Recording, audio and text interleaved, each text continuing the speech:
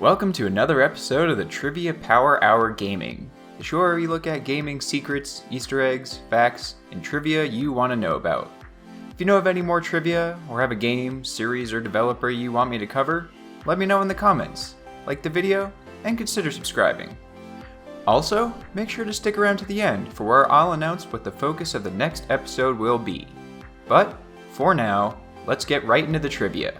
Today, we'll be taking a look at games based off the once niche comic book company turned worldwide phenomenon, Marvel.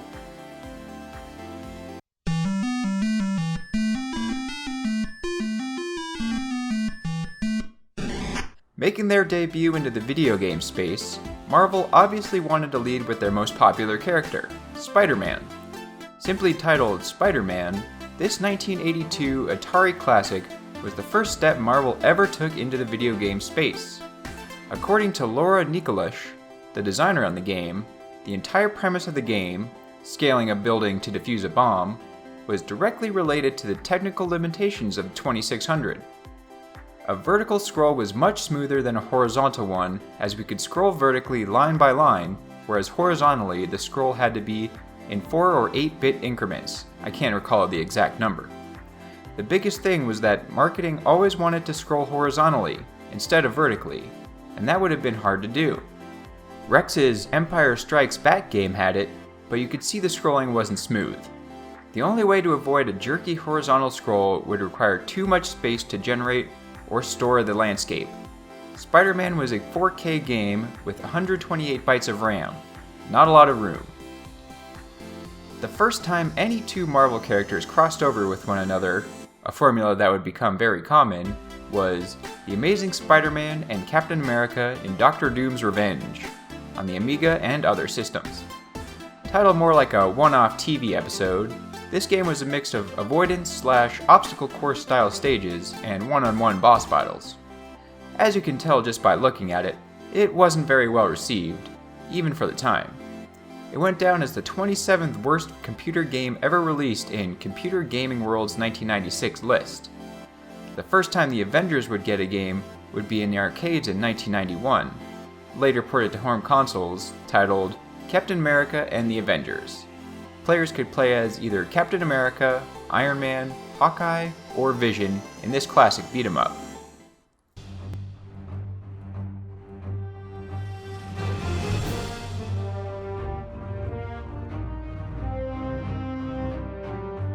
Marvel Ultimate Alliance was originally supposed to feature Aaron Hansen, aka Ego Raptor, as the voice of Bruce Banner.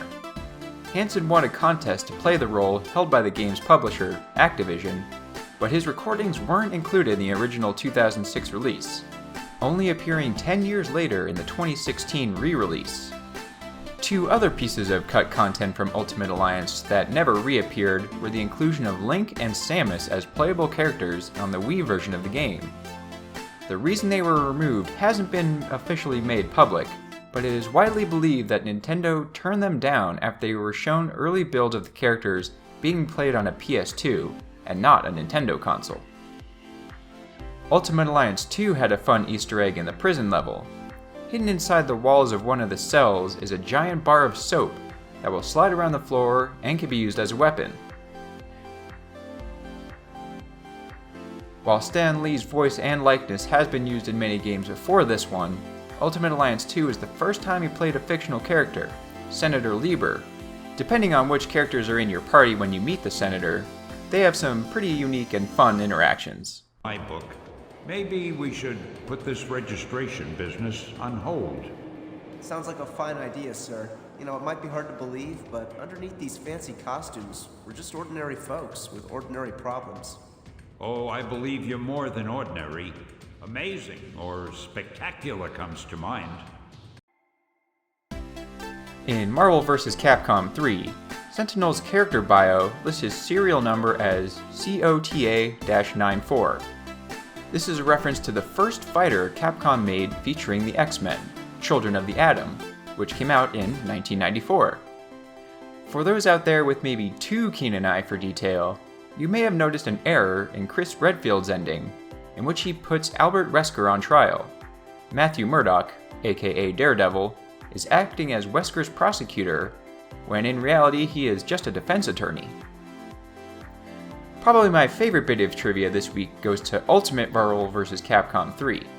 Ryota Nitsuma wrote on Twitter about how many characters had to be cut during development, stating, "Our character count got reduced in the middle of developing Ultimate Marvel vs. Capcom 3.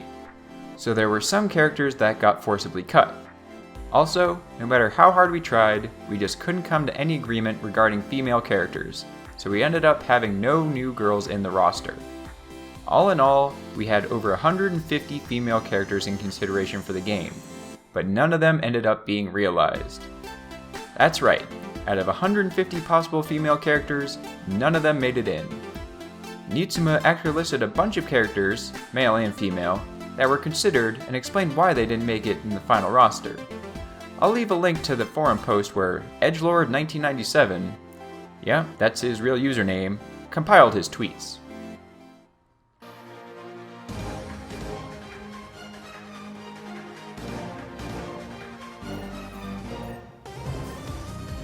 As you might expect, there are a ton of references made by Deadpool in Marvel vs. Capcom 3, but here are just a few favorites.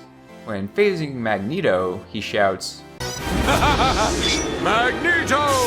Welcome to die! Learn now why they call me the referencing the legendarily mistranslated quote from the 1992 X-Men arcade game. When going up against Spider-Man, he will say, "Gonna rough you up like a Broadway musical." Referencing the Spider-Man Broadway musical, which became infamous for the number of accidents the actors playing Spider-Man suffered due to faulty stunt ropes. The Deadpool game, developed by High Moon, held a Watch and Win sweepstakes during the Spike Video Game Awards in 2012 that would put the winner in the game itself. The winner was a database administrator named Bill Salina from Atlanta, who appeared in the game as Stormthrower, who Deadpool confuses for the pizza delivery guy. The self-referential tone and story of the game, at the beginning of which Deadpool pitches the most awesome game ever to High Moon Studios, was taken to the next level by the developers outside of the game. Peter Penna, president of High Moon Studios, said in a press release that, "We weren't actually planning on making a Deadpool game, but Deadpool came by the studio one day, said he was taking over, and that if I didn't hire Marvel writer Daniel Way pronto and make the most amazing Deadpool video game, he'd break both of our arms and beat us to death with them. I have kids, so we're making the game." Speaking of Spider-Man, again, Kirsten Dunst actually made a small impact on the development of Spider-Man 2. She was given final approval over the appearance of Mary Jane, being based on her likeness, and had the character designers reduce the character's breast size. I got to approve the video game, the way she looks. They made her boobs gigantic. I was like, tone down the boobs, please. It was a little ridiculous.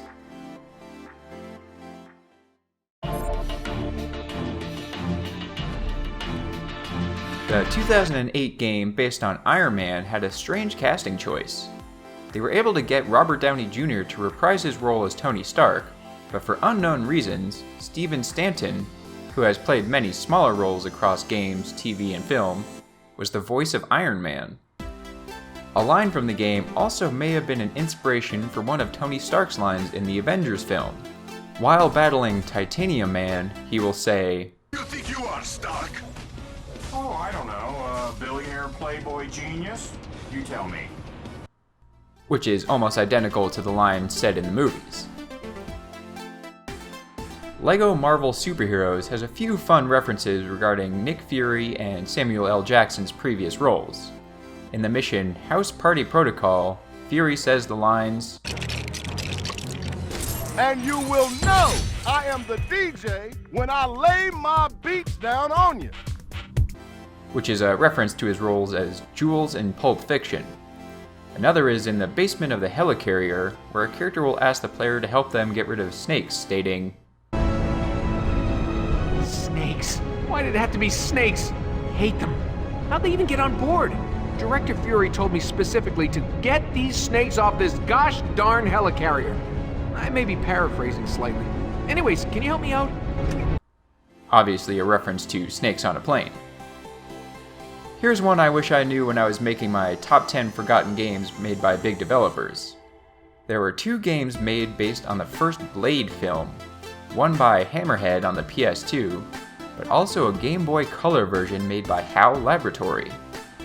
This version of the game, despite the far weaker hardware, got much better review scores than its PS2 counterpart. To quote the verdict of IGN's review by Mark Nix, "It's got kicks, it's got swords, it's got guns.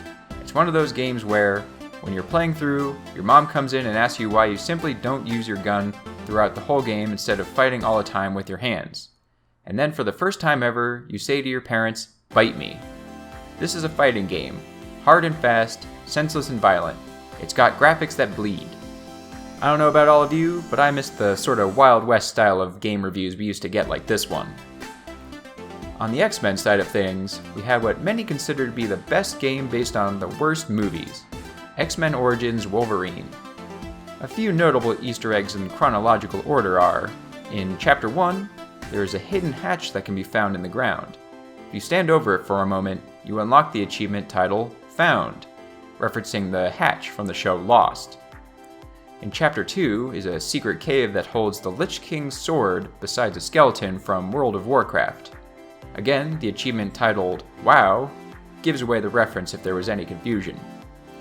Finally, in Chapter 3, there is a teleporter that can take you to a room with nothing but a cake in it, with the word SURPRISE written all over the walls. Once again, the achievement, the cake, makes sure there's no confusion that this is a Portal reference. The competition for worst Marvel game was very steep, and there are a ton of titles worthy of wearing that title, but to the best of my searching, one edges out the rest based on critic reviews on Metacritic. Fantastic Four: Rise of the Silver Surfer on PS2 made a strong showing with a score of 36 and a great quote from GameSpy. "Simply by existing, it has made the world that much less fun. It's the video game equivalent of watching your dog being run over, with worse production values." Tied for second worst is The Incredible Hulk on PC at 33, with GameSpot writing, "You won't like it when this simple, repetitive, and occasionally broken game makes you angry." X-Men Destiny on the DS shares the score of 33. Rather than look at a bad review for this one, there was a single positive user review who gave the game an 8, stating, "You know, this game isn't terrible. The bosses are pretty cool. But I wish the story was better in the movies, cause sometimes they talk and sometimes they don't talk. What else needs to be said?" And the moment we've all been waiting for, the worst Marvel game I could find according to Metacritic, just squeaking by at a 32, is the PC version of 2008's Iron Man. Based on the PS2 version of the game, despite there being 360 and PS3 versions, the game has slightly better visuals, but still far below the then current-gen systems, let alone what a PC could do at the time. If that weren't bad enough, supposedly there were a number of visual glitches, such as shadows showing up as brown swatches and flickering shadows. Thanks for watching this episode of the Trivia Power Hour Gaming. Next episode, we'll be taking a look at the Wolfenstein franchise, so subscribe to make sure you don't miss it. In the meantime, you can check out some of my other videos you may have missed, for even more gaming trivia I know you'll like.